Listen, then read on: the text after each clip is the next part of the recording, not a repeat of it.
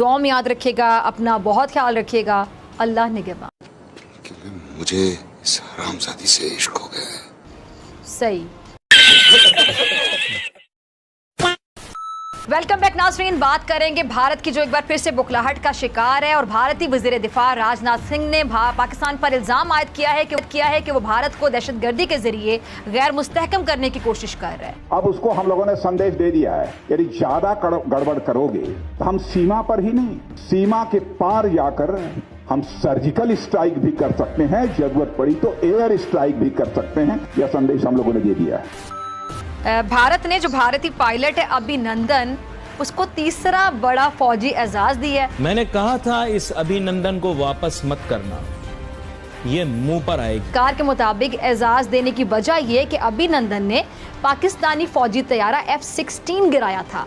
और ये जो आप कह रहे थे ना कि वो हम मिसाइल मार के हमारे किसी भी जहाज को गिरा देंगे, वो आज भी गिरा सकते हैं। इंडिया के 3 बड़े अवार्ड्स हैं, परमवीर चक्रा, महावीर चक्रा और वीर चक्रा, जो जंग में बहादुरी दिखाने वाले अफराद को दिया जाता है। और आज मोदी सरकार ने एयरफोर्स पायलट अभिनंदन को अपने तीसरे बड़े अवार्ड वीर चक्रा से नवाजा। अभिनंदन को अवार्ड से नवाज दिया जाता है कि तुमने बहुत गर्व का काम किया है, तुमने बहुत बड़ा काम किया है। अभिनंदन यहाँ पर कोई तरक्याती काम करने नहीं आया था, कोई फलाही काम करने नहीं आया था। अगर उसको मौका मिलता तो एक ऐसे इंसान को आला अवार्ड दिया गया जिसका मिशन फेल हो गया, बुरी तरह नाकाम हो गया, और वो पाकिस्तान के रहमो करम पे था। और अगर पाकिस्तान इसको रिहा करके वापस भारत के हवाले ना करता तो वो अब तक पाकिस्तान की किसी जेल में गल सड़ रहा होता। लेकिन इंडिया ने अपने जीरो और खोटे सिक्के को ऐसा हीरो बनाकर पेश करने की कोशिश की कि ये भूल गए उनका ये निकम्मा और नालायक पायलट पाकिस्तान में क्या गुलछर्रे उड़ा के आया, क्या कारनामा करके आया। इसकी यूनिफॉर्म आज भी पाकिस्तानी फौज के म्यूजियम में सजी हुई है। इंडिया के 3 बड़े अवार्ड्स हैं, परमवीर चक्रा, महावीर चक्रा और वीर चक्रा, जो जंग में बहादुरी दिखाने वाले अफराद को दिया जाता है। और आज मोदी सरकार ने एयरफोर्स पायलट अभिनंदन को अपने तीसरे बड़े अवार्ड वीर चक्रा से नवाजा। मैंने एक बात की थी, अब मैं कर सकता हूं, पहले मैं घबराता था करते हुए। मैंने कहा था इस अभिनंदन को वापस मत करना, ये मुंह पर आएगी। तो तमाम लोग, तब मैं ये बता रहा हूं, पाकिस्तान की अक्सरियत मेरे साथ खड़े थे, लेकिन हमारी सियासी कायदीन ने, सियासी लीडरशिप ने थोड़ी सी लचक दिखाई, वापस कर दिया। मैंने आपको कहा था कि अगर आपने इंडिया से डील करना है तो याद रखें आपने उनसे उसी जुबान में बात करनी है जो उनको समझ में आती है। You should have never never never never ever return अभिनंदन। और ये जो आप कह रहे थे ना कि वो हम मिसाइल मार के हमारे किसी भी जहाज को गिरा देंगे, वो आज भी गिरा सकते हैं। अभिनंदन यहां पर कोई तरक्याती काम करने नहीं आया था, कोई फलाही काम करने नहीं आया था। अगर उसको मौका मिलता तो वो हमारी शहरी आबादी के ऊपर भी बम गिरा देता। मैं आज भी अपनी बात पर कायम हूं, क्योंकि आपको पता है कि मुझे इंडियन मीडिया का तो नहीं पता, लेकिन एक नर यहां है। नहीं, आपको बता रहा हूं मैं बात। इसीलिए देखें, मेरे चाहने वाले, पसंद करने वाले पाकिस्तान में भी हैं, हिंदुस्तान में भी हैं। मैं हमेशा अमन और सलामती की बात करता हूं, लेकिन लैंग्वेज मैंने आपको बता दी है। या हमारे मीडिया हो या जिंदगी हो, इसमें लैंग्वेज आपको समझनी पड़ती है। जो जिस तरह की जुबान समझता है ना, उसको उसी जुबान में समझाना पड़ता है। प्यार से बात करो, जब तक प्यार से काम निकले, नहीं निकले तो फिर करना पड़ता है। लेकिन आप लोगों को नहीं आती समझ। हजीमत उठाई इसमें घलभूषण के केस में। मैंने फर्स्ट डे कहा, मैंने कहा घलभूषण को अब मीडिया पे ले आयो, अब इसका ट्रायल कराओ, ओपन ट्रायल। लेकिन नहीं सुना।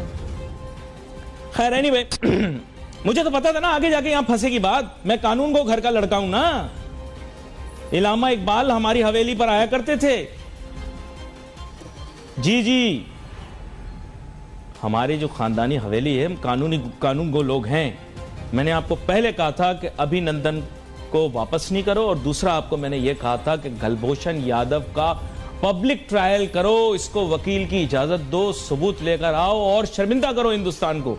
लेकिन नहीं सुनी, अब मुकी खाई, क्योंकि तुम लोगों को लगता है कि तुम ज़हीन बहुत हो, और गुरूर तकब्बुर मेरे रब को पसंद नहीं है। यह है मसला आप लोगों का।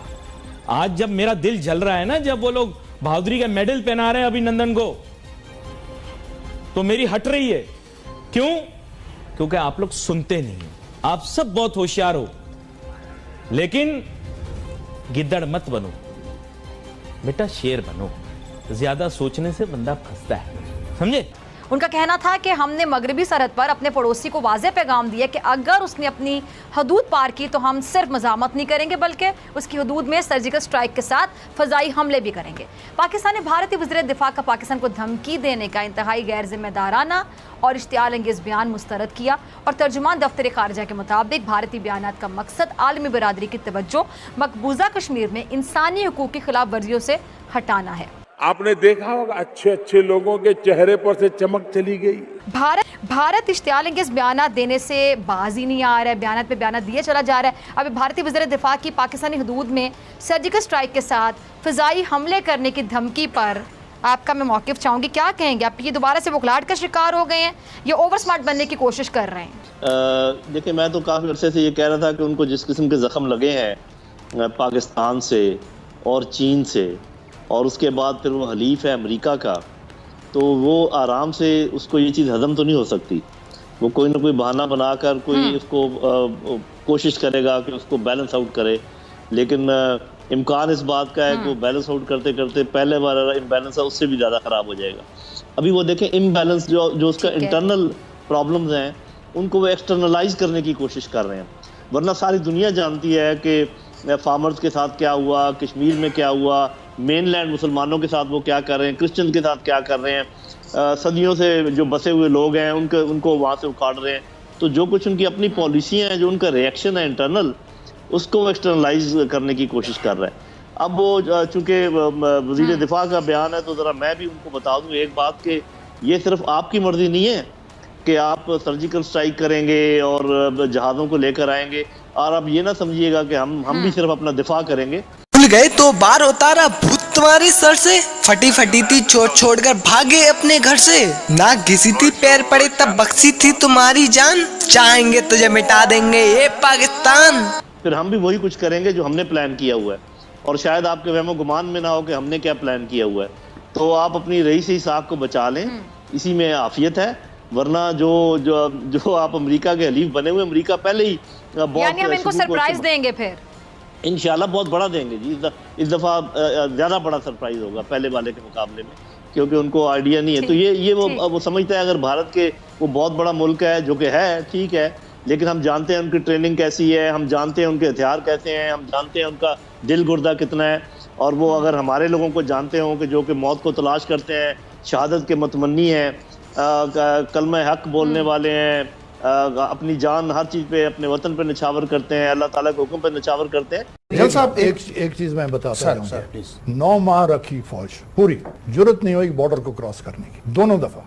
किस लिए लाया? अगर एक फौज आती है बॉर्डर तक तो वो जाती है कि जी हम हमला करने जा रहे हैं, उनको जाके बॉर्डर पे खड़ा कर दें तो ऑफिसर्स में, जवानों में होता है यार डर गए हमारे ऑफिसर्स, डर गए हमारी गवर्नमेंट डर गई, आगे नहीं बढ़ रहे। तो ये तो उनको तो आइडिया नहीं है कि क्या होगा। पूरा कश्मीर उठ खड़ा होगा, मकबूजा कश्मीर, वहां से यहाँ से हम चलेंगे और आपस में हाथ मिलाएंगे वहां जाकर मकबूजा कश्मीर में। आप जरा करके देखिए, बिस्मिल्लाह करें, हम तो मुंतज़िर हैं इस बात के जी।